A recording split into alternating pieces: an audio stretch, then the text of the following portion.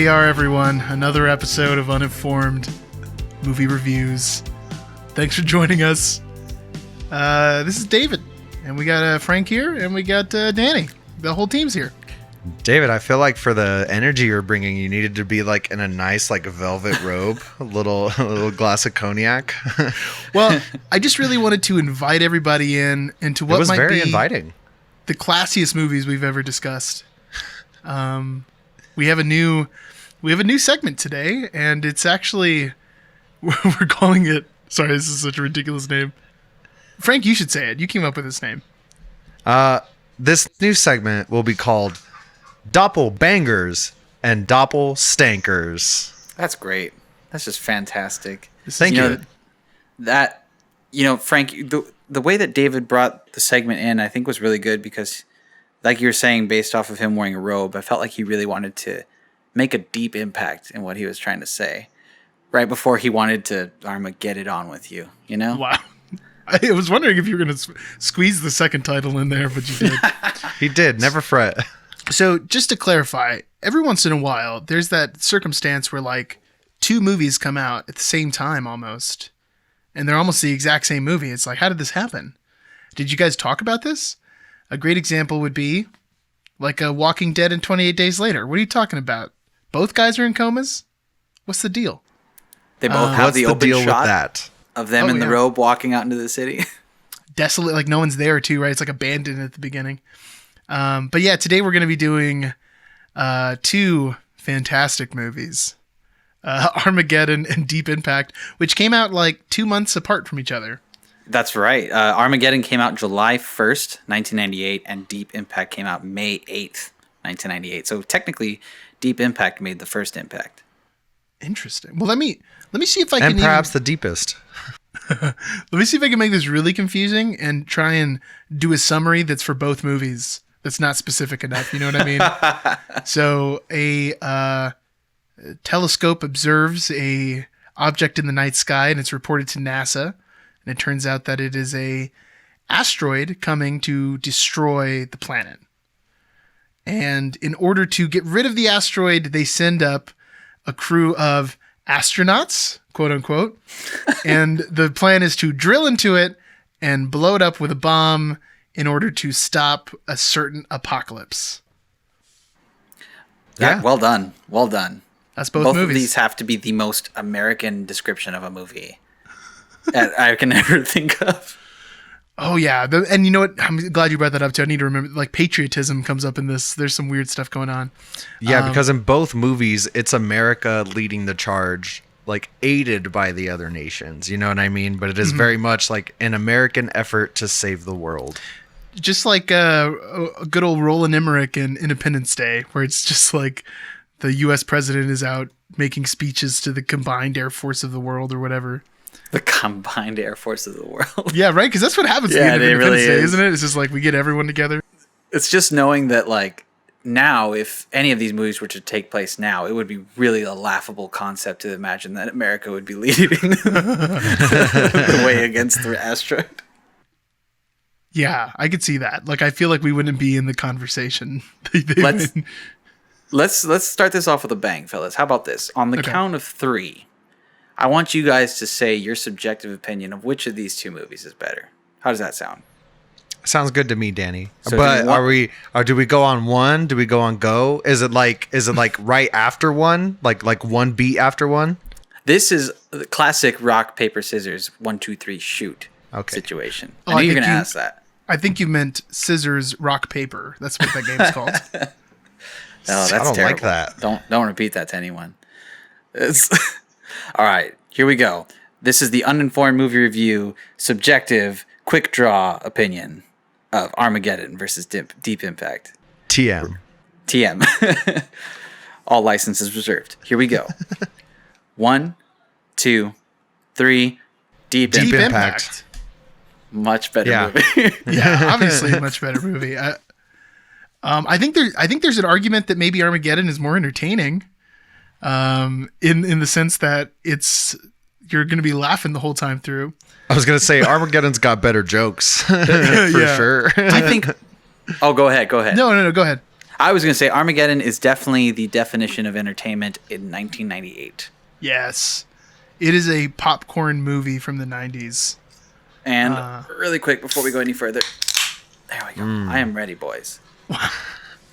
Okay, well, I think one thing to set it up is the beginning of the movie. Like, literally, the first scenes of the movie give you the exact tone differences.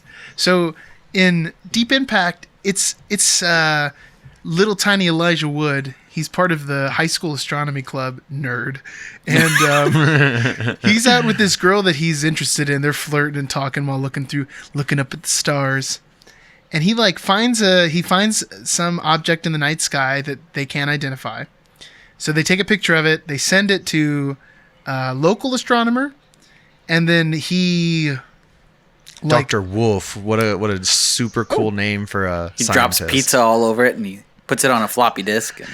This is one of the best scenes ever. Like, Michelle and I were talking about this while we were watching this movie, because this dude is trying to call NASA. He's trying to connect to the network, and the network's down, and he's burning stuff on floppy disks.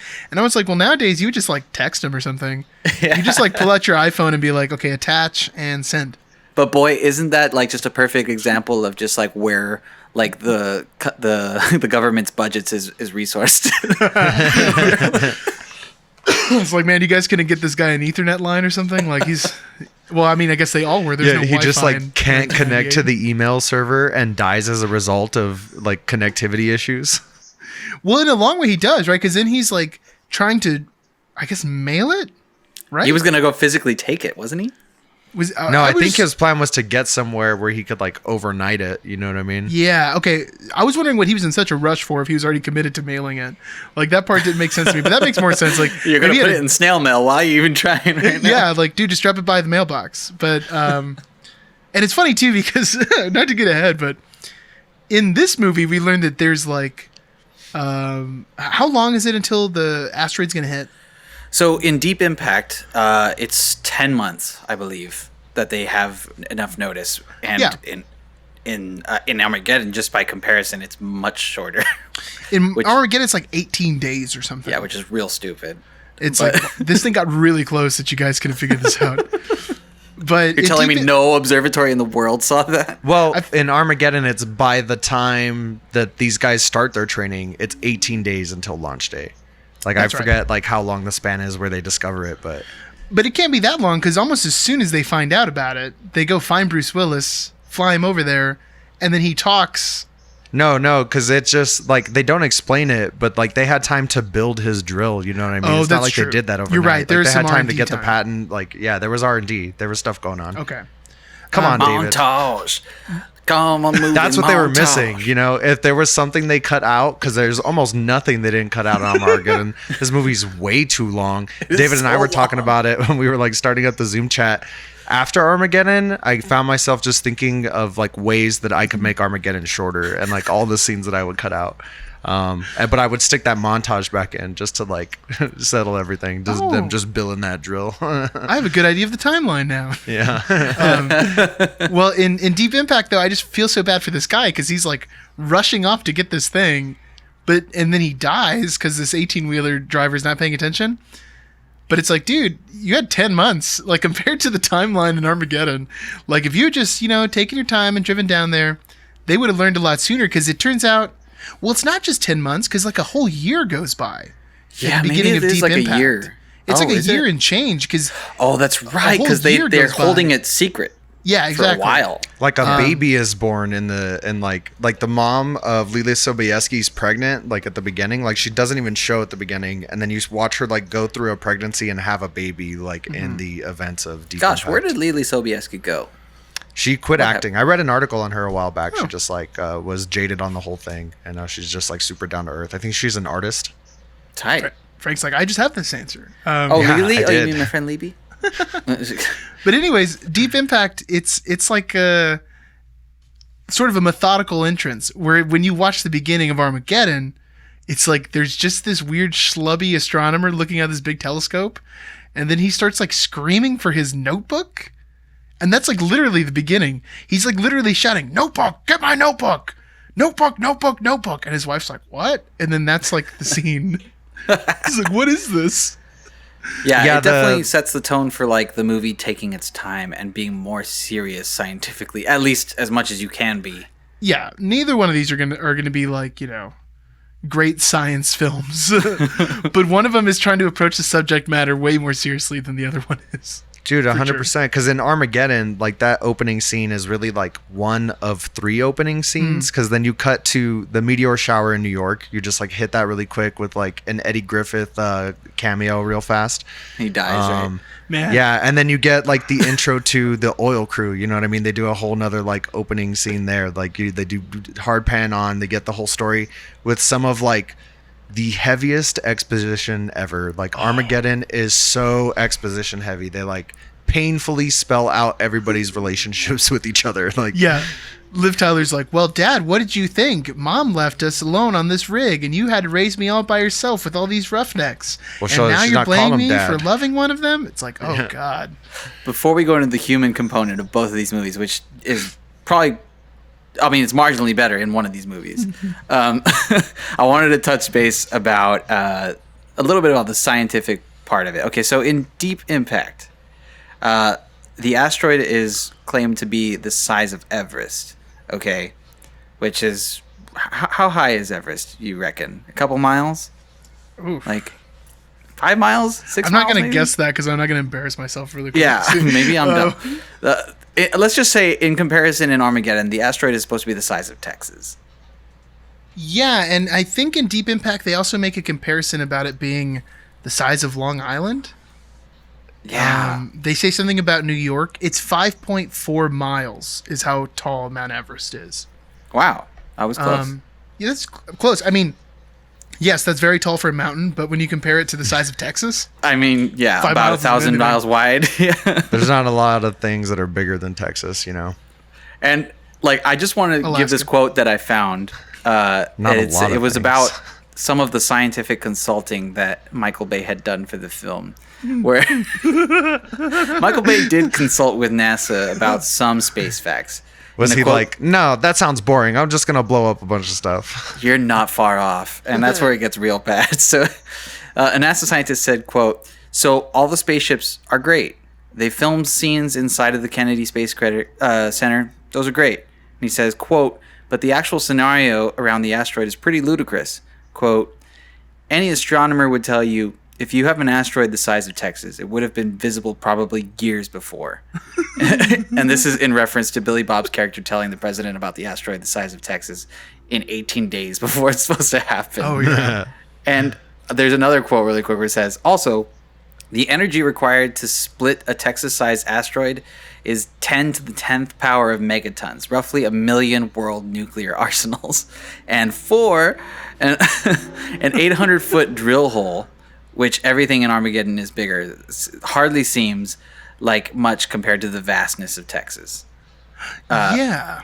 But Bay resisted, saying he didn't think that audiences would believe that something 5 or 6 miles long would decimate the Earth. He could have spent some of that exposition time just like explaining science.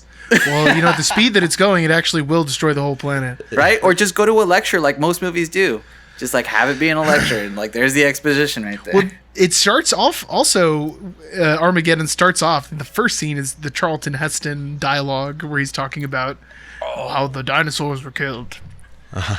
Renew You your all remember membership this? to the NRA. I'm Charlton Heston. But then the titles explode. Yeah, the title. Everything explodes in this movie, man.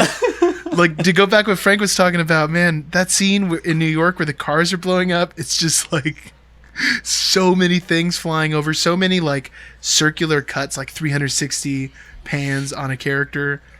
It's so heavily Michael Bay. Yeah, this is the Michael Bay movie. And maybe there's some people listening to this right now who are like, well, Armageddon's way better than Deep Impact. There's You just should stop listening if that's I just- Like, that's cool, bro. Have fun watching the Transformer movies. That's good for you. that's exactly what I'm trying to say. Yeah, like this movie is just minus a transformer. Like every scene. pretty much. And I mean, if that's and what it probably you're wouldn't into- be that hard to CGI them back in either.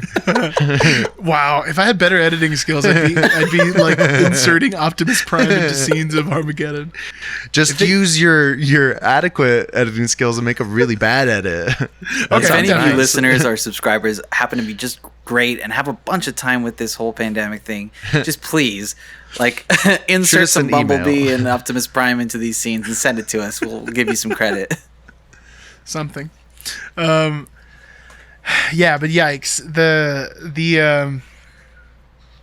The amount of explosions going on just in the very beginning of the movie was just so much for me that I knew immediately I wasn't going to enjoy this. I know I'd seen this when I was younger, and I think maybe I turned my brain off a little bit. Like, I hadn't thought about it too much, but You were like 7 years old. yeah, whenever this movie came out. But I was writing down a list of similarities, and other than how it begins and the idea of blowing it up, the only other big similarity I had is that both movies have the Twin Towers in it. And I was like, oh, Huh. this is That's a bunch of crazy. I shots in New York. didn't even notice them. I didn't either. They get destroyed in Deep Impact. They get hit by like that 100-foot wave at the end of the movie. Oh, that's right. That Well, wave is dope. don't they hit like all of the landmarks in the initial asteroid bath or like meteor shower that's in Armageddon? Doesn't it hit like the Empire State Building, and it makes sure to hit like actual landmarks in New York? The and Statue stuff of like Liberty that. gets taken out. Yeah. The Eiffel Tower gets destroyed, like when some of the bigger chunks that are like right before the big chunk like hits. Well, let's talk about that a little bit, because that's something I think that's really interesting about how how they differ. So in Armageddon, we get with the ideas immediately. It's like, okay, it's coming, and then what's our plan? Okay, here's our ludicrous plan. Let's get Here's Bruce our Wile E. Willis- Coyote rocket plan. Yeah, let's get Bruce Willis to train these guys to be astronauts. So it's like Bruce Willis is the best driller in the world, and everyone knows it. So, and Bruce Willis has a team of ruffians that are his team, and they're his men who know how to do the job. So when NASA contacts him, he's like, I'm not going to help you out unless you let me take my crew. And they're like, what? But we only have like 7 days. So, yeah, they train these guys to go into space in 7 days. I mean, that just flat out seems impossible. You know, that can't happen. That just I was like, I feel like their bodies wouldn't be able to handle this. Like, don't they have to train for years to like? I mean, just learning the space instruments. I mean, like the space shuttle instruments and like dealing with gravitational forces. Like the man. argument's been said over and over again. Like, why didn't they just teach astronauts how to drill? yeah, I mean, Because I guess- because drilling is a science. Drilling is an art, Danny. That's Yeah, what he you goes don't with understand. I remember that reminded me of our discussion like on the first podcast about like the first podcast we ever did. Like, oh, is baking a science or an art? And I was like, dang, the answer is both. That's what you do. That's how you weasel your way out of that argument. You say it's both. But yeah, I think it's ludicrous to think either job could be accomplished in 7 days. But you'd be really hard pressed to convince someone that drilling a hole, no matter how complicated that is and how much experience you need, that would be easier to learn than going into space. Yeah, are you telling me there's no astronauts that you have in your deck of astronauts that also happen to be like engineers who could probably figure this out pretty easily? Yeah. Not to take anything away from drillers. I know nothing about drilling, but No, I bet you a NASA engineer could figure it out pretty well. I bet you there's a lot of people at NASA that can figure it out. And like Deep Impact, they don't even mention it because they're also using a drill. But up there, they're just like, oh, well, we have this designed piece of equipment, and We watched we're a YouTube astronauts, and video. we're going to go outside and we're going to use it. Because learning trajectories and landing a spacecraft onto a moving comet would require a little more finesse than drilling. I'm just going to go ahead and say it. Well, to be That's Well, fair, I mean, though, the uninformed guys who are opinion. landing are astronauts. Like, Yeah. it's not like they only sent the drillers. all the complicated space stuff, they have 2 astronauts on each ship to do. And the other nonsense is just... I mean, I guess the plan, that part makes sense at the end, where they're like, okay, we're not just going to send up. If Michael Bay had went, let's just send up this drill team, that would have been a step too far. But what I'm trying to get at is, we know what the point of the movie is, and then they go and try and pull this mission off, and there's not really that many, like, what you expect happens in the movie, and like painfully so. And spoiler alert, but Bruce Willis dies in Armageddon, and it's like you could kind of feel it from the very beginning of the movie when she's like, "Oh, I love Ben Affleck. I love him so much, Dad." It's like, oh well, if someone's gonna die in this get movie, with my daughter. Yeah. it's not gonna be Ben Affleck. It's gonna be the old man. It's gonna be one of these situations. Well, in both movies, there's a martyr situation. Oh, there is. Yeah, that's true. Yeah. But I think in Deep Impact, what I like about the movie is that it keeps changing. Mm-hmm. Like, you think they're like, here's the plan. It's like, oh, it didn't work. And now we have to do this. It's like, oh, well, that didn't work either. And now we're doing this. It's like, all of it's terrible. It just keeps getting worse and worse. I mean, Deep Impact actually shows, like, the world's reaction to it. Mm-hmm. Versus, Armageddon's like a small ensemble, and it just doesn't work because it wants to be a rom-com, essentially, at some points. But, like, Deep Impact focuses on like 2 to 3 different people's stories. I feel like that's like circumvent each other or just intersect at points, and they all don't really intersect until the end. Yeah. Which is really, I mean, obviously the president's story and Tia Leone's story is like what like the main ones are, but even Elijah Wood's story with like him and Lily Sobieski, and I mean that's essentially what makes it a more interesting movie. Yeah, and just to. Back to the point David was making, like that is when I was done watching it, I was thinking about like, well, what is it really like if I had to describe it like shortly that I'd like more about Deep Impact versus Armageddon, and it's exactly what you were talking about. Like Armageddon's super straightforward. It gives you everything. The plan works. They save the day. Mm-hmm. And then like Deep Impact, like the plan doesn't work, and they're like, oh, good thing we have this backup plan. It's a lot bleaker, but here we go. And then like things kind of work out, but still like there's this huge loss of like life and property and stuff. Like humanity still is dealt this like humiliating lesson, like this kickback. And that's what makes Deep Impact so dope. It's so much more real. There's like it feels like there's more at stake. Yeah, especially because they're willing to destroy stuff like for real. It's not just let me blow up 12 cars in New York and shoot, like. It just seems so superficial in a Michael Bay movie. But another thing, too, is, like, both movies have an ensemble cast. A bunch of big actors. And I think Armageddon maybe even has a bigger, like, more famous names, at least that we recognize today. But Deep Impact is actually an ensemble movie where, like, every character has a plot, has a point, has some sort of growth. Whereas in Armageddon, really, it's not an ensemble movie. Like, we have a bunch of, like, Steve Buscemi's in the background. And he's there to make creepy jokes. And, like, honestly, there's some weird sexual stuff going on in Armageddon. Yeah, I did have to note that, jokes. Like, well, it's not, like, pedophilic, but it is definitely, like, that dude's running around committing some statutory rape for sure. Yeah. Well, that is pedophilia. Statutory rape. Pedophilia is, like, prepubescent. Is it really? I would think it would be. You'd be a pedophile if you were. Well, anyways, let's not get. Yeah, that's a different argument. That's a different argument. Okay, you can let us know in the comments below who's right. If you know a lot about. No, wait, never mind. Well, I mean, go ahead. Go ahead. Well, just in particular, there's one joke at the beginning about Steve Buscemi teaching a 10-year-old Liv Tyler how to use a tampon. What? And it's like so disgusting. And then he's like, "No, I didn't show her. I told her." But then later she's like, she didn't tell me what age. Or no, he's talking about another girl. Yeah, he's talking about a different girl. When the FBI show up, oh, she didn't tell me what age she was. I was like, guys, you can't do these jokes back to back or at all. Like, but I guess 1998. I'm pretty sure they hit it like, they hit the, I didn't know how old she was like a third time. Like they hit it a third time, like in the first half of the movie. It's rough. And then also in the back of my head, I'm like, Steve Buscemi?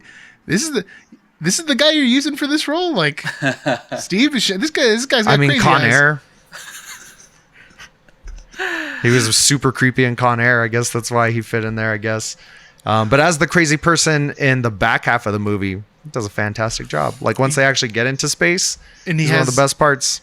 He has what? Space dementia? Yeah. Space dementia. Which I really think they just jumped to that conclusion. I think he was just doing his thing.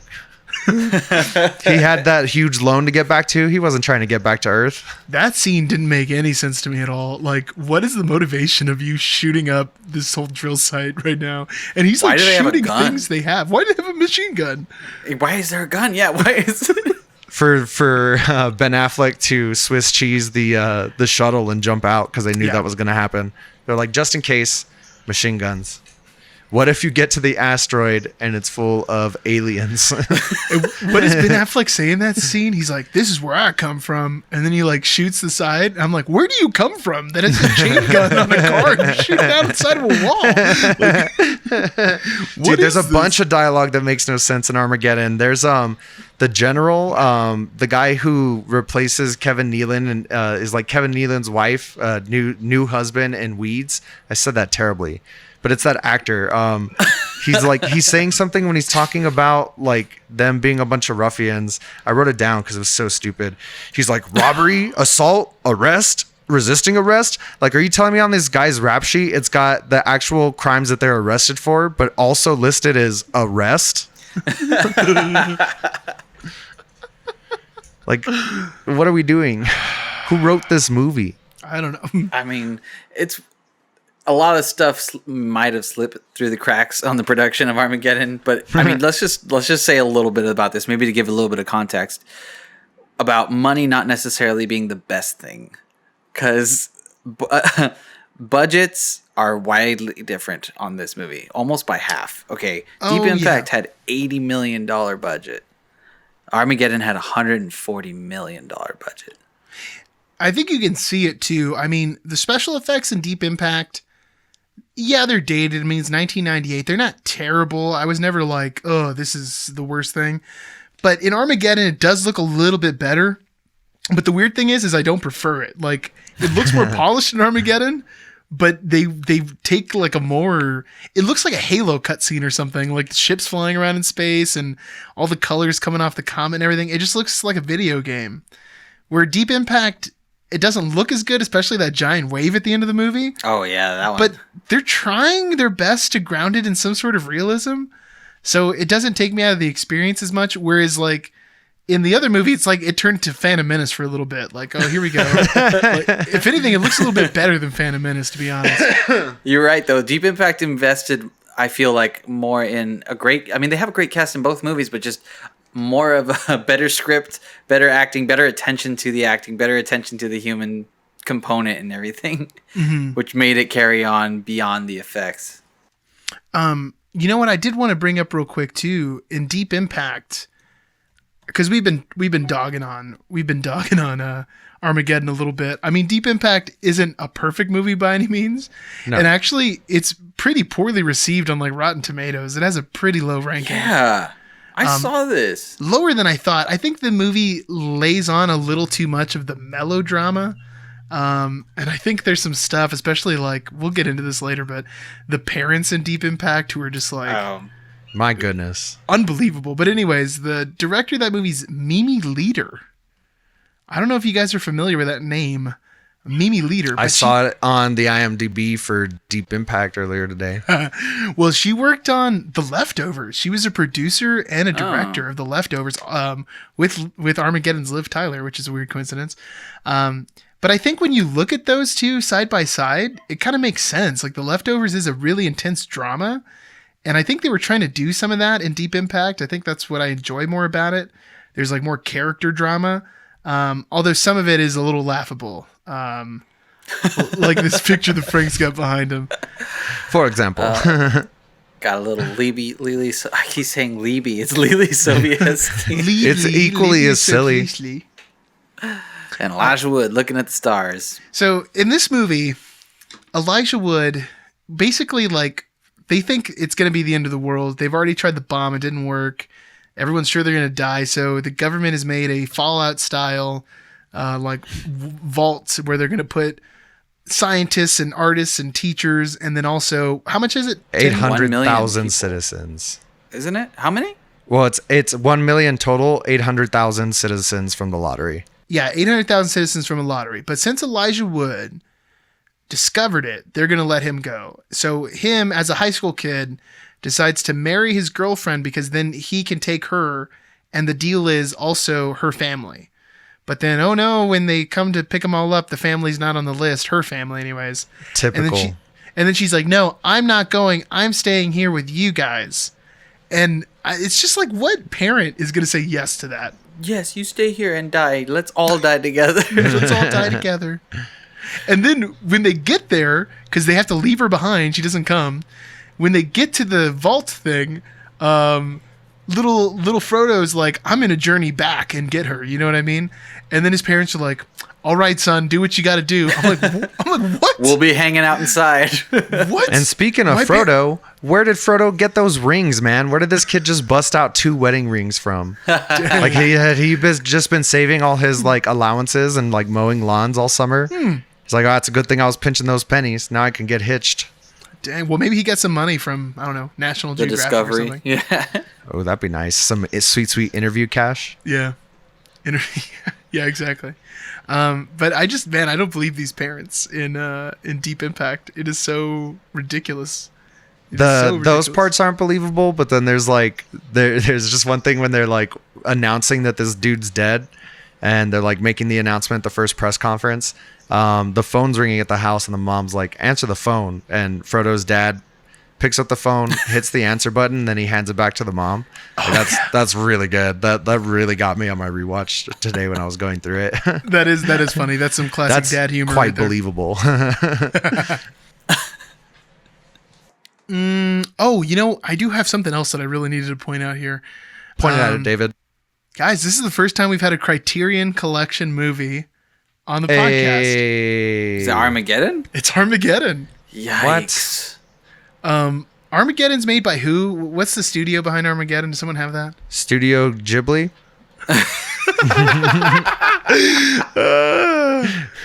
Wow. Got him. What a useless answer.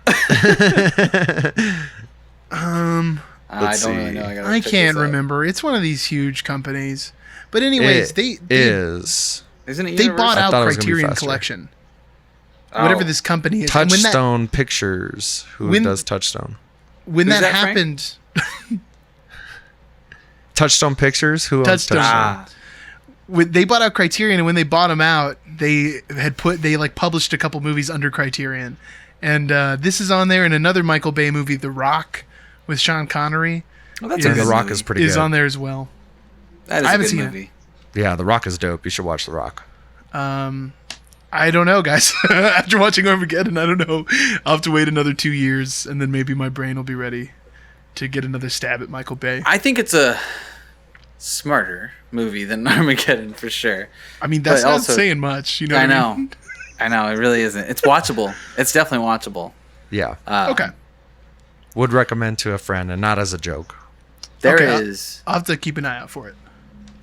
entirely too much Aerosmith in Armageddon. There's Dude, too much. like I had forgot that Sweet Emotion was at the beginning of this thing. Mm-hmm. I was like, oh, you mean I have to do this again? And then when the way that they edit the song at the end for like the wedding thing, like just hearing it and not remembering that they cut out a couple of measures, it was like, oh, what did you do? I don't even like this song, and that was so upsetting to hear. And they made I Don't Want to Miss a Thing, and they just shoved it in anytime they could. I don't want Oh, you to yeah. miss it. Well, this is like that time period, though. This is like Celine Dion and Titanic or something. You make a big single for a movie, and then you gotta pump it out. You gotta do the tasteful music video, just like Seal and Batman Forever. You just gotta make sure everyone sees that great music video with clips from the movie. That's an example of things gone right. With Seal and Batman Forever. Watch that Seal Batman Forever music video, though. Your eyes are Oh, gonna I've seen bleed. it. I It's saw it when I was a rough. kid. Oh well, no, watch it now. Is what I'm saying. Oh, Like, if man. you haven't seen that in a couple of years, that editing in that video is rough. It's like, yeah, we all saw Grind as kids. We thought it was great, but Oh. when you go back, things change, man. You know, we might have just sparked a new segment on this. We're just gonna have to call it nostalgia and just Dude, go I back. really don't want to just like Grind taught me a lesson, and so you just got to leave some things alone, dude. Yeah. Yeah, I don't know. I don't think you watched Grind with us that time, Danny. I That was did. Oh, did you? Yeah. Okay, I just have terrible memory, but that was a painful. Well, I always just It's block sad. out Danny being there. Yeah. Try to Oof. put it to the back of my mind. You know, to your point, David, you were saying ratings wise, yeah. I mean, in comparison, Rotten Tomatoes, Armageddon, 38%. Deep Impact has a 45% on there. IMDb, 6.2 out of 10 for Deep Impact. And for Armageddon, 6.7 out of 10. That's too close. Hard I to feel disagree. like there's a big gap between these movies. And in particular, I think the Deep Impact rating's kind of fair because that's close to average. You know what I mean? I think Armageddon needs to be like 4.1. Yeah. It's bad. I feel like the IMDb score is way too high for Armageddon. Maybe that has to do with them being on the Criterion. I did not know that. Now that's just a biased scale, so we can't really say. It's Well, like, does Criterion even matter anymore? Well, the Criterion Collection is like the Rock and Roll Hall of Fame. It's a private thing. It's not like You people pay. vote on it. Movies are selected to be, used. But there's just like a little bit of, I don't know. Well, it's just promotion. The company bought them and they were like, you're going to put our movies out. Ugh. How gross. You mean it's like Oscars and Emmys? Yeah, I guess. Well, I feel like there's more voting in the Oscars, to be fair. Just like a little bit. Hey, just because you voted doesn't mean it means anything. I'm just kidding. Yeah, it's not like it's American Idol, dude. Oh, I have news for you guys about American Idol. I was not expecting that. Is there anything else you guys have about these movies? I mean, I feel like No, I mean, just like I said, there's things about Armageddon that are good, and they're in small little chunks throughout. There is one thing I want to point out on Armageddon. On the crew of drillers, there's one guy who I have no idea who he was. I had to look him up. They barely say his name. He's some like soap opera actor. And he has so many speaking lines, and it got to the point where I had to research it because the whole time I was like, who is this dude? Like, why is this dude on the same cast as all these other big actors? Like, why is this guy getting so much screen time? And he's just some soap opera actor. They might have gotten them there for like a new demographic or something. That's funny because that guy stuck out to me too, man. And I kept thinking like, at first I forgot who he was. I was like, is this one of the astronauts? I'm like, oh no, Yeah. he's part of the drilling team. Yeah, just this random dude. I won't even point out his name because I hate that he's there. It was so upsetting to me. It was just like, why do you keep giving this guy lines? Like, who is this dude? We're wasting time. That's one of the things I would have done to make it shorter. Just cut all of that guy's like speaking parts out. We don't need any of them. And another very similar thing, but this is for Deep Impact. There's an actor that I recognized, and I had to find out from where. Section Leader Orange 254. The guy that welcomes them on the bus when they get to the Ark. Oh, Did yeah. you guys recognize that guy at all? Isn't he young William Stryker from X-Men? Like the newer X-Men movies? I don't know about that, but that's not where I recognized him from. Oh, okay. And you guys might recognize him from this too, because we talked about it on the channel before, but he's one of the interrogators from Dude, Where's My Car? Like burning the mannequin with the cigarette. He is also, and you wouldn't recognize his face, but we would all recognize him here, or at least now that I pointed out. He's the voice of Kenny Blankenship on Most Extreme Elimination Challenge. Okay. I don't really remember that too well. I don't know if I remember Dude, I that loved one that as much, show. but I do remember the man who is burning the mannequin. Yeah. Yeah, that's like one of the best scenes, I think. Hey, Yeah, leave it him really alone. is. He doesn't know anything.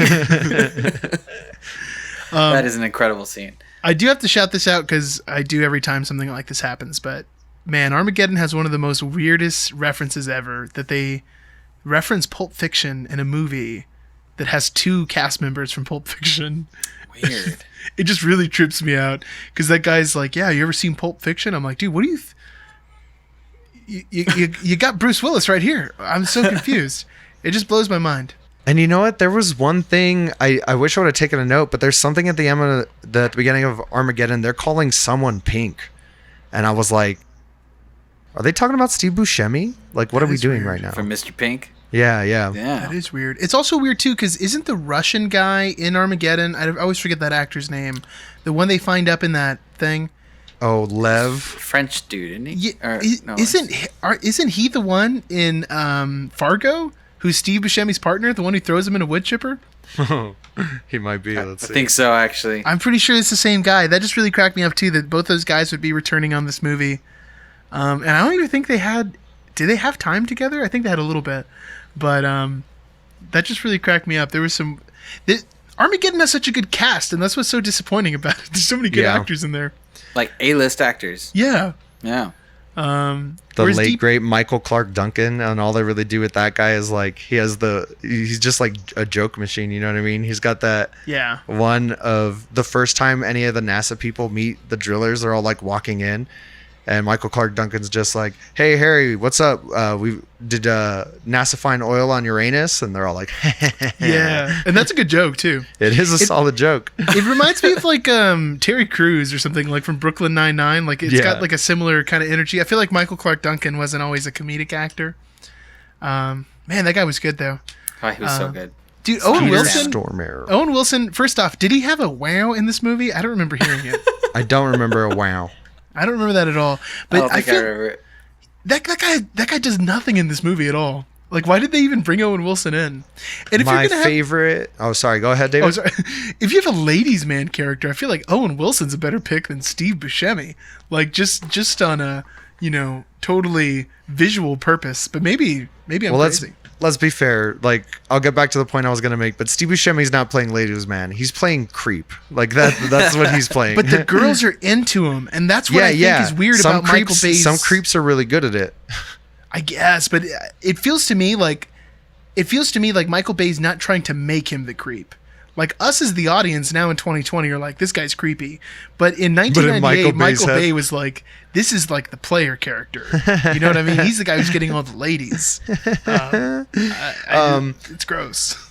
Owen Wilson has like a good joke or two. I was just trying to because I was looking for anything in Armageddon, you know what I mean? I was like, can't just poop on this movie the whole time. But Owen Wilson's best line is when they're blasting off and they're shaking around.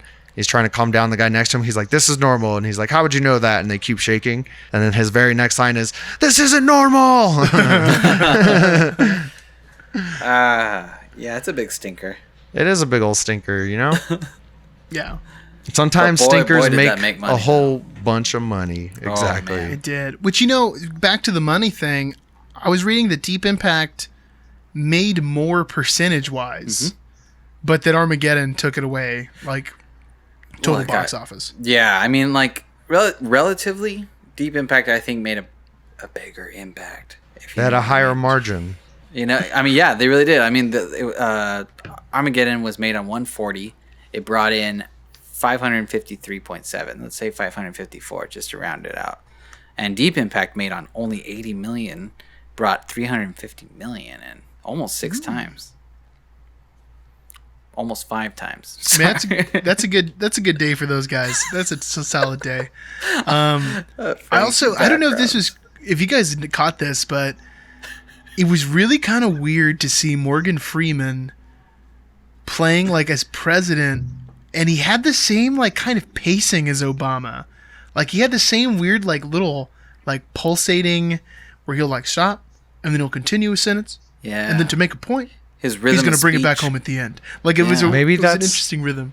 Oh, sorry. Maybe that's where Obama learned how to president. That's what I was going to suggest. I'm glad you brought it up first. It just feels like Obama saw Deep Impact in 98 and he was like, well, you know what? I'm going to run for president. I think it's a solid point. I really like this guy. This is really And good. you know what? As far as the president in Deep Impact is way better than the president in Armageddon. Yeah. The president in Armageddon sucks. He's just like, what? What are we going to do? Wait, what does it all mean? Wait, in Armageddon, the president? Yeah, in They Armageddon. only show him like 3 times. Yeah. And he's in one of the X-Men movies too. I think he's like the older I think he plays William the Stryker. villain, and yeah, in X2. That's weird because I'm pretty sure the guy who plays Isn't the he younger like the ones in the liquid movie dude? too. Isn't he the guy that gets He's in the one first who one? he's the one who replaces everyone's bones. Yeah. Or he replaces everyone's. He replaces Wolverine's bones. He Just does all have a the ton of experiments. Wolverines. But yeah, in Armageddon, the president's scrambling and he's asking all these advisors who don't know what they're talking about. Yeah. And then what's his face? He's just going to blow up all the astronauts because he's Agent- just super scared. Yeah.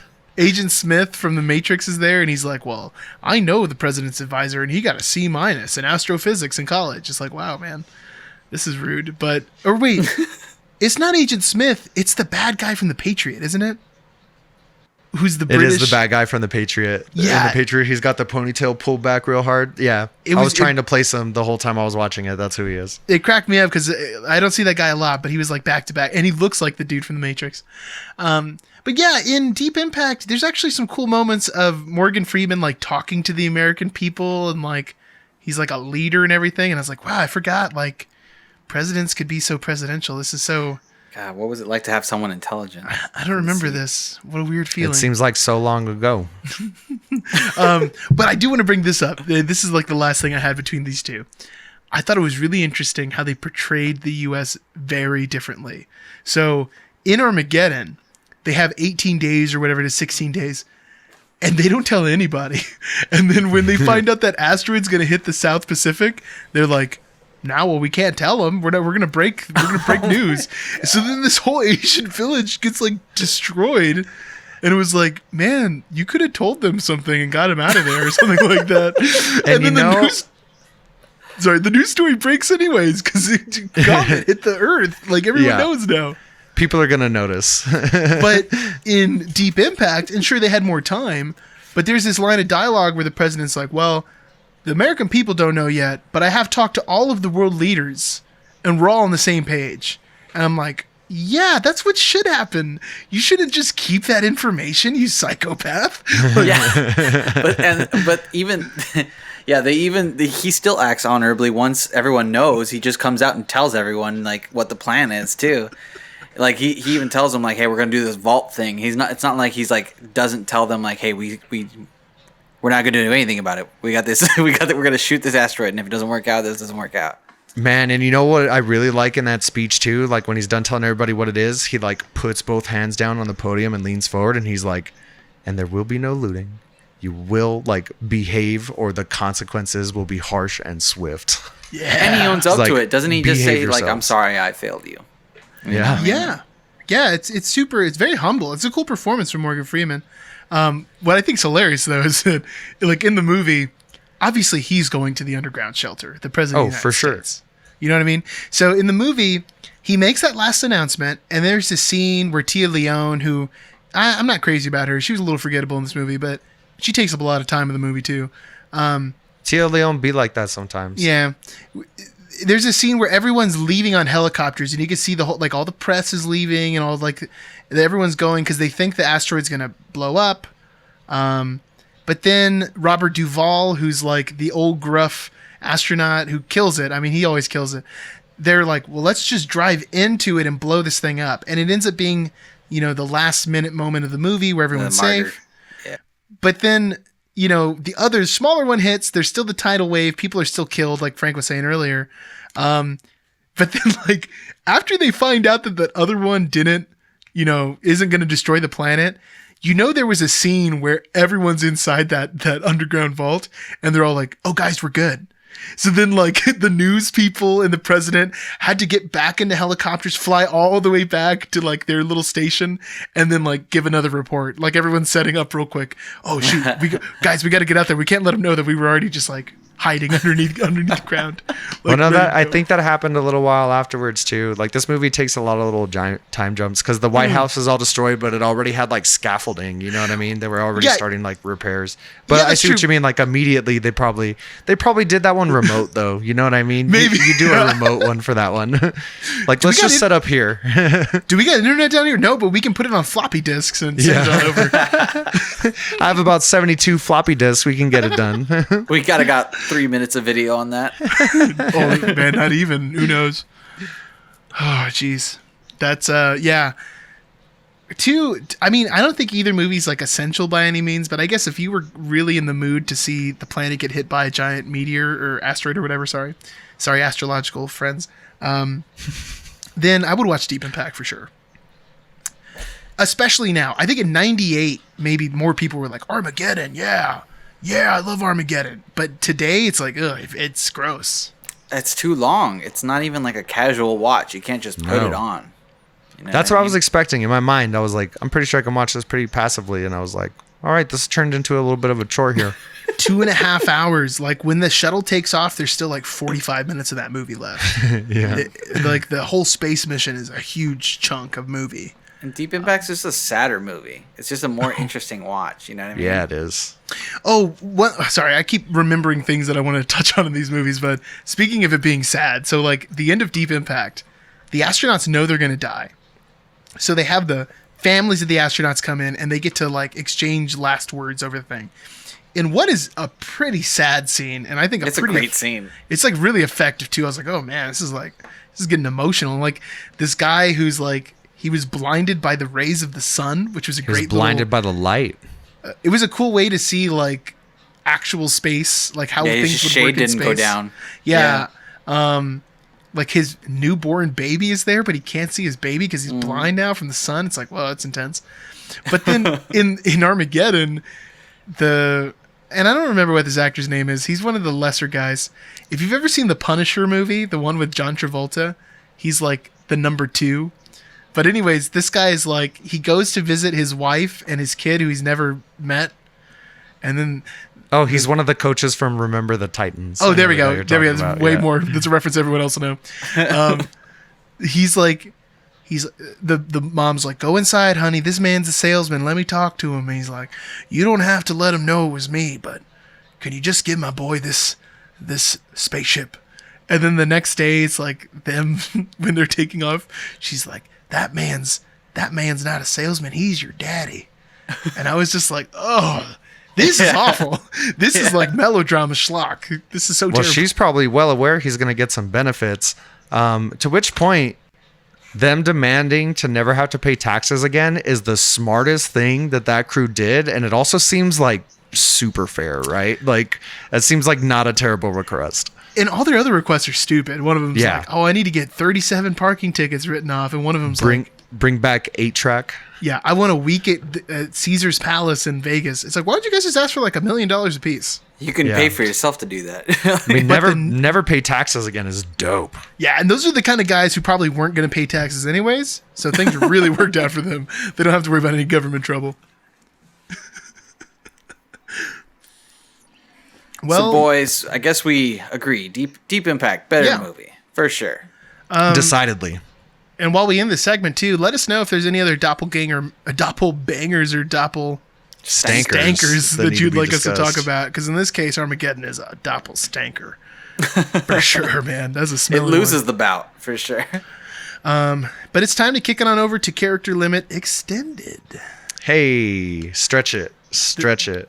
The segment where we criticize Danny's opinions and takes and harshly ridicule him. Because this episode we're talking at further length of our CLA review of The Warriors. Danny's first time watching Say that it with movie more gusto. I want to hear you say The Warriors with more gusto. The Warriors. There we go.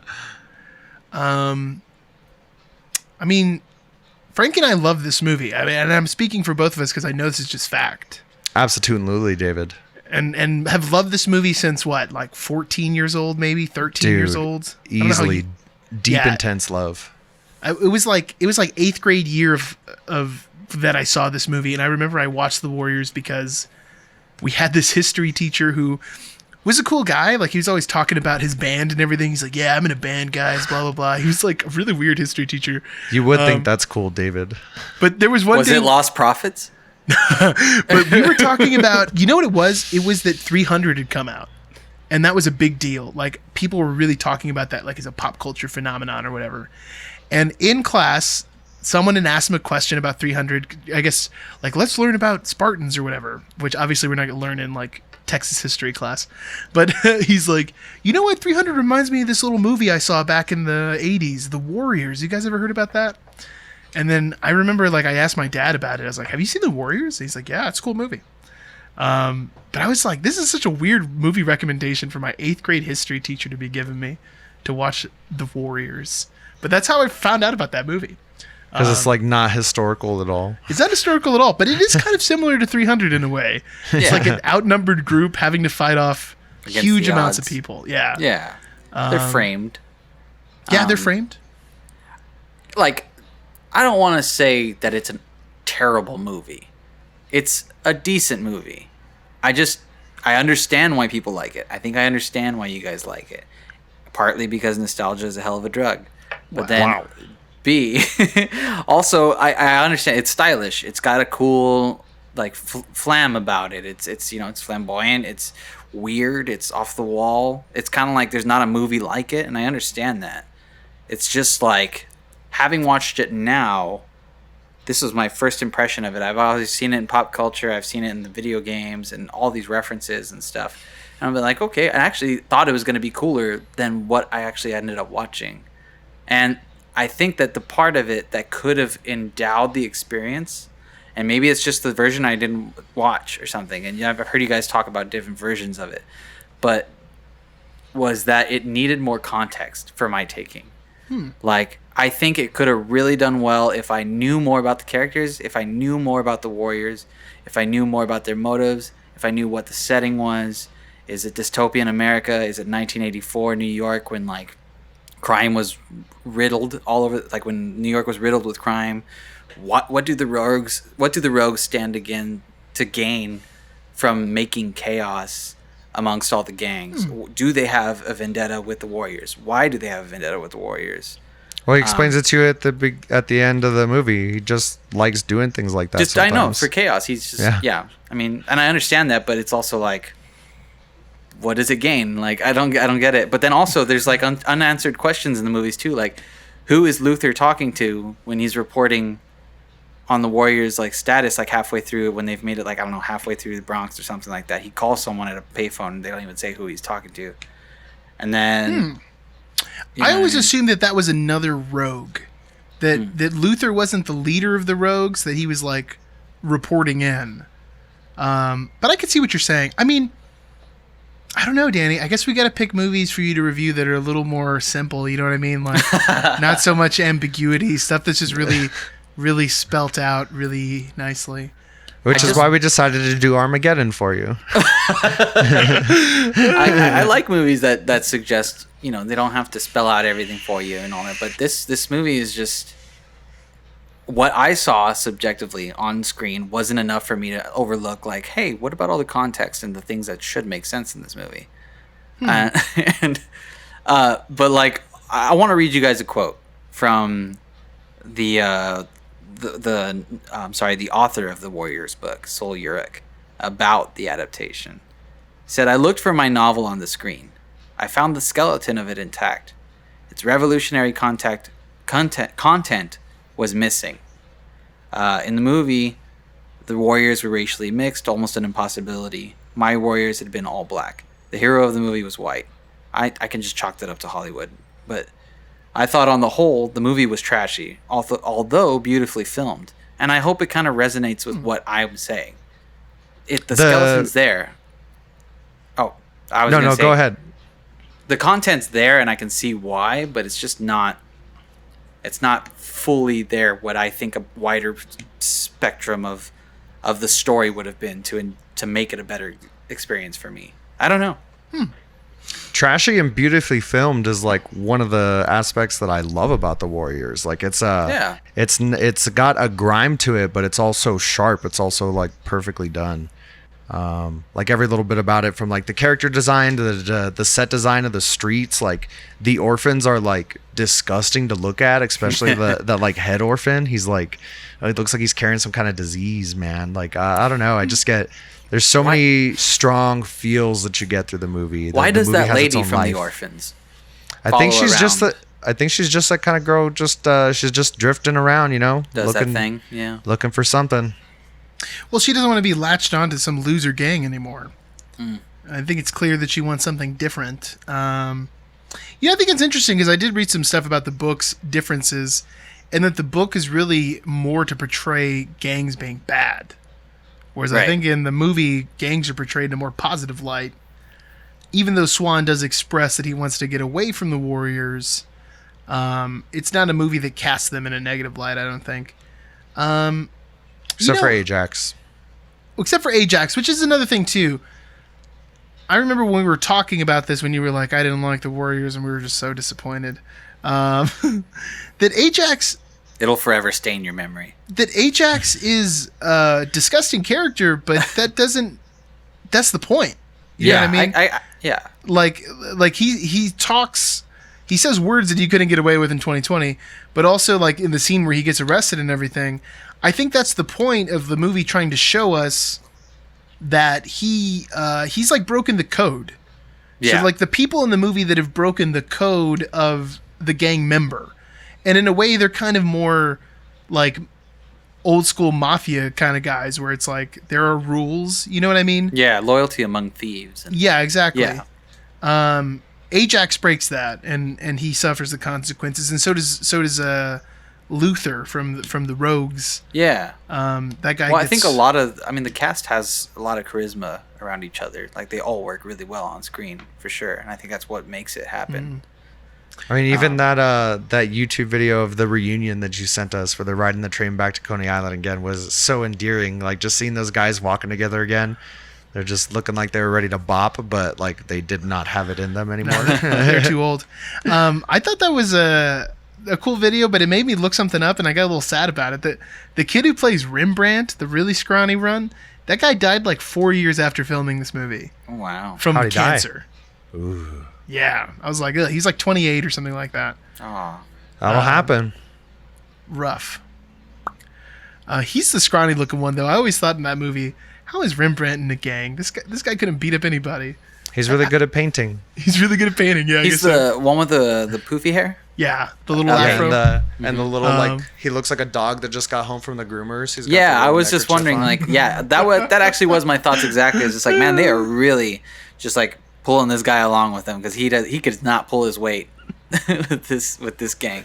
Yeah, I could see that. Well, I don't want to say that Danny's wrong. You know what I mean? Everyone's entitled to their own opinion, and I'll leave it there. I'll say sometimes it's okay to not like a good movie. On this I mean, one. not to not like a bad movie. And this is one of those times. And I'm the one that doesn't like a bad movie. Wow. And that's Character Living Extended. Yep. So before Danny loses any more faith with our audience, Frank, why don't you kick us on over? What do you have for us today? You have the that's interesting, don't you? Yes, that it's time for. Oh, that's interesting. And I figured today, just to keep things on topic with where we're at, let's talk about space. Ooh. Let's get just a little bit more spacey up in here. That's not what I meant to do. Let's get topical. I was hoping I could get the timing a little bit better on this. For those that are listening, Frank is changing his background for the fourth time This entire podcast. The Final Frontier. I thought I want to be more prepared for these things. Research seems hard. What if I had more backgrounds? I'm glad that's what the time went into. Today, we are talking about going to space, as a matter of fact. This is taken from phys.org, and that's like PHYS.ORG.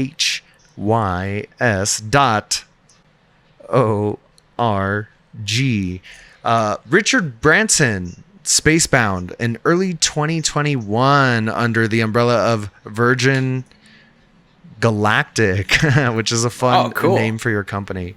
So he is planning, they're getting to the end phases of this thing. And what he essentially is saying at this point, they're in one of the last stages of testing these rockets.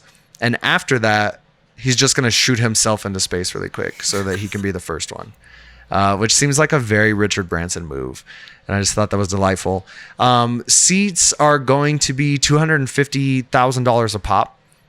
This is going to be super groundbreaking. If he can pull it off, it'll open up commercial flights into space. Rocket fuel ain't cheap. Rocket fuel ain't cheap. And this might sound too good to be true, and it might be. Who sees? They've had some pretty heavy snags up to this point, including a devastating crash in 2014 caused by pilot error, which really put them behind schedule. Also, I was like, cool. If I had a ton of money to throw away, that'd be super cool. But then I read about how this flight's going to be, and I just want to read you this guy's verbatim here. The spacecraft will be taken up by a special plane and released at high altitude. Seconds later, the spaceship, part plane, part rocket, will ignite its engines and blast upward with an acceleration of 3.5 times the force of gravity. It will then cut off the engines, which will create a feeling of weightlessness for a few minutes as the spacecraft reaches its highest point, which is about 50 miles above the planet. And then you come back down. Man, I don't know. I'd save my $250K. I feel like That seems super lame, right? For $250,000, it seems super dangerous. You don't even really get to super go lame. to space. No, like you could just charter one of those planes where they do that parabolic loop, and then you get to float around for a little bit. That's what I was you know gonna what I mean? say. Yeah, like correct me if I'm wrong. I mean, maybe you know or maybe you don't, but I think Virgin Mobile does one of those like parabolic flights that takes you into zero G. I mean, they probably do. That's probably where they got the idea from, man. Yeah, but man, $250K.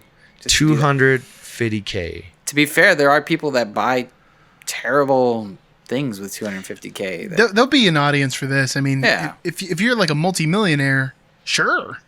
Yeah. But although if I was the guy in charge of this company, I wouldn't go. Be like, guys, I got too much to live for. That's I'm the one true. making Why the money are you right going to be now. the one doing This is like a dumb idea. I'm going to blow At up. least Elon wants to do it, but he's sending other people out there. I'll go on the 100th voyage. You know what I mean? I'll wait until we really iron the kinks out here. Dude, for reals, why would you make yourself the guinea pig? Especially something like you already built one and then you saw it like blow up. Like, how are you like dibs? It's like, man, sometimes NASA doesn't get this right. You know what I mean? Yeah. I'm not taking chances with anybody else. It's not their fault. It's just that they were on the number 13 and that's just unlucky, you know? That's just luck, David. Them's the rules. You know, there was a lot of people who were probably saying that right before that thing took off too. 13's And they an probably felt unlucky real number. bad. 13's a bad number. They should have done it like an elevator and just went right to 14. Maybe. I think there's a lot that can go wrong in every part of that process. Are they going to make people like take like gravity integration courses before they do this thing? Like, you know what I mean? Like, Yeah.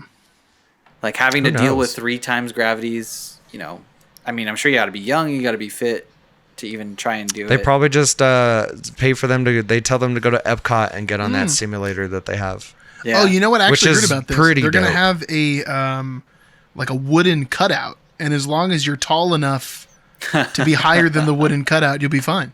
Well, that seems safe. Yeah. And you just can't be like super pregnant. Oh gosh. Imagine going into labor in zero gravity. You'd crush that baby. It'd be rough. Real rough. But I just thought that was interesting that like this guy who's done some, like he's not a totally dumb guy. Like you No. can't be a complete idiot and just like make all this crazy money. He has his own Doing airline. such having such a stupid idea. So why are you being so dumb? Wow. That was interesting. That Frank. was interesting, Frank. I'm excited to see what happens in the future of private space travel. Because if it's starting off at $250K, you know, in 30 years it might be $5,000. Who knows? It's like a VCR. Tiny flat screens used to cost like 10 grand. Exactly. There's Remember an that? inflation thing for this. So one day we'll go to space. I have a feeling that by the time we are all in our collective 60s, there might be some, you know, commercial space flights. Oh yeah, that could I be think good. so. And then if so, we'll dress up as, miners, and then we'll take off into space, do some drilling. We'll learn to be astronauts while we're out there. There we go. Sounds like a good Not idea. that hard. Oh yeah, it's only like 7-day process to become an astronaut. I've seen movies. That's true. I could do it in 18 days, I think.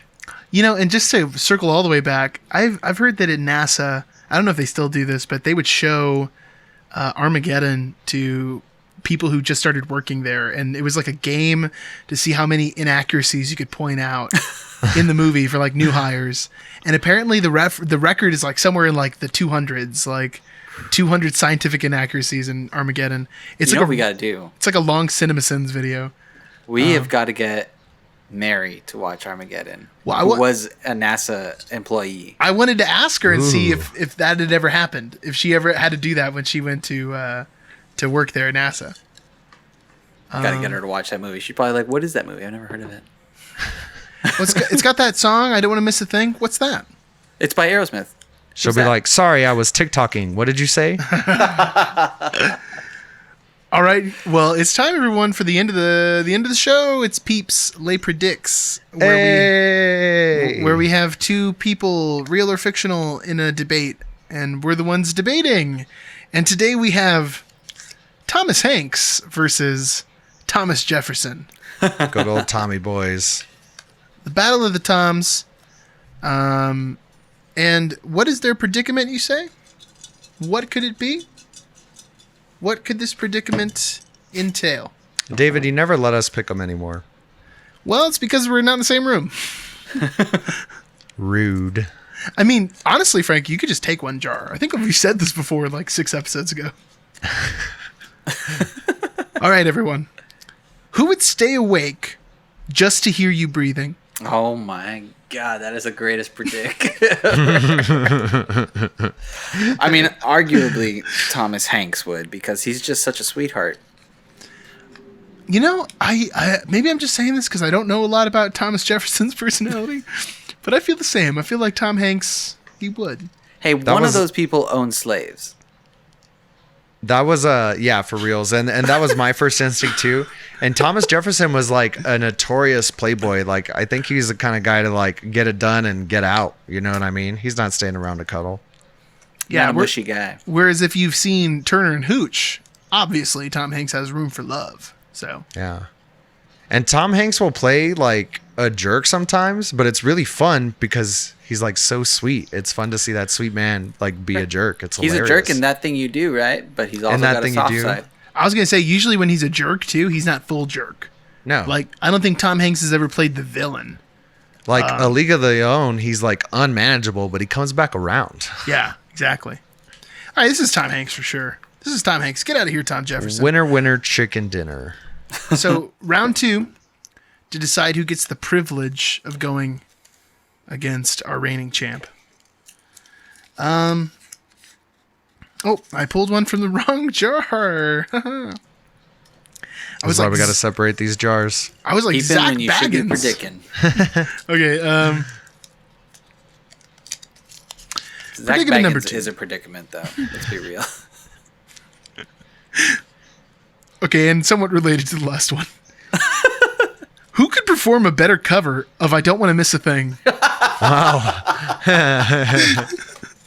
I will say I've seen Tom Hanks play the piano with his feet. Whoa. And didn't Tom Hanks help write some of the music for That Thing You Do? He did. Oh, he did. Dude, he could probably put a fun spin on it too, make it his own thing. Now, I haven't seen Hamilton, but I'm assuming that Jefferson's in it. And if so, how's his Don't know number? if he is. I'm going to just Google Thomas Jefferson music really quick and see if I get anything. Oops. I just knocked my table really hard. Yeah, look that up. And while you're looking that up, I just want to point out one Are you last gonna thing check about Spotify? Armageddon. Oh, here we go. I said, are you going to check Spotify to see if any has it in the albums? No, I was just going to say that Ben Affleck can't sing at all. Oh, man, that scene is harsh. And then when Steve Buscemi comes in, he's like, "Oh, guys, here's the pitch. Remember, this is what the song sounds like." And I was like, "Whoa, Buscemi's got the pipes. If this was Steve Buscemi, I'd say him for sure." Yeah, Ben Affleck butchers that scene.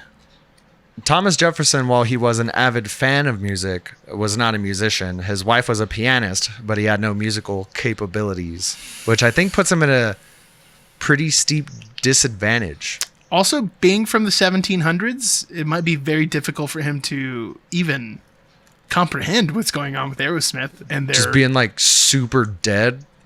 Yeah, that too. But like, imagine this is a Bill and Ted scenario where you brought Thomas Jefferson, to the future. He'd probably throw up at the sound of an electric guitar. Yeah, he'd be like, "Whoa." Ugh." What are these harsh noises? Yeah, exactly. Tom Hanks for the win. Are we? Where Are we are my all? slaves? Boy. This is crazy, guys. We're unanimous on this episode of Peeps and Predicts, and we come to the end of the road. We now have Thomas Hanks against the T-800, as portrayed by Arnold Schwarzenegger. No, this is the 5th background change of the episode. Y'all. Can you tilt your head so that you take up all of his body? You know what I mean? So that just so the you're arms are like coming out. the Just side your of his arms are head? coming Just out of my your head? ears. There you go. Oh, that lines up kind of nice, actually. Ah! And by the way, if you're listening to this podcast, there are videos available on YouTube. David and Frank and Beans. Follow our YouTube channel. If you want to have that feeling where you see somebody's face after you're only hearing their voice and going, "Oh, that's what that person looks like." I feel come like you check should us out stay on away from our YouTube. YouTube channel. You might not want to listen to us again after seeing our faces. Oh, wow. Great plug. And what we have here is for our final predicament, who would make a better member of the Warriors? Ooh. I mean, I think the obvious choice is Arnold Schwarzenegger because he's the Terminator because he'd be crushing people's heads. Yeah, I mean, we were just talking about people pulling their weight in the Warriors. They Like, need how to do you replace even Ajax. That guy went to prison, so I'm sure Tom Hanks could give him a hell of a pep talk, but he's not going to give him the same advantage that like a bionetic like creature who's been designed to like kill. Now, is let's not going to say- bop as hard. To play the devil's advocate, I would say that Thomas Jefferson would probably do a great job of delivering some much needed managerial skills, which are present in the end of the Warriors, in which it looks like they might not be together much longer. that is That is true. a very but- good point for a character that is not involved in this debate, Danny. Yeah, this is Tom Hanks in the T-800. Oh, sorry. I lost my train of thought there. Also, I I know, think it was Tom Hanks super could cute. also be a good manager based off his managerial skills in that thing you do. Dude, So I'm and also Saving gonna- Private Ryan and A League of Their Own. Yeah, Like he's a that great dude's got manager. leadership skills. But he can't like heal his body like spontaneously. But he's Or not, just, Are you like, telling not me feel he's pain. not made of steel? he's Yeah. not an unstoppable robot killing machine. So he doesn't have that going for him. Oh, yes. But I can see it going either way. Could you just imagine the Warriors with the T-800? Damn, they would have made it back to Coney Island a lot quicker, I tell you what. They wouldn't have ran Yeah, if they right. shot Cyrus. They just would have stood there. So the Terminator would just be like, false, I can show you the recording. Amazing. So What I an guess easily we're on- settable debate. We're on T-800. Sorry, Tom Hanks. On another, against anyone else maybe, or even with a different predicament. He's just too nice of a guy. You know? But here we are, everyone, at the end of another episode. If you'd like to leave warrior-related, Danny-specific hate mail, you can email us at davidandfrankandbeans@gmail.com. And we will email you back his home address. If you all have good movies to suggest that aren't just, nostalgia filled and not that great, please leave them down in the comments also, and we will be full to we'll follow up. I got nothing left.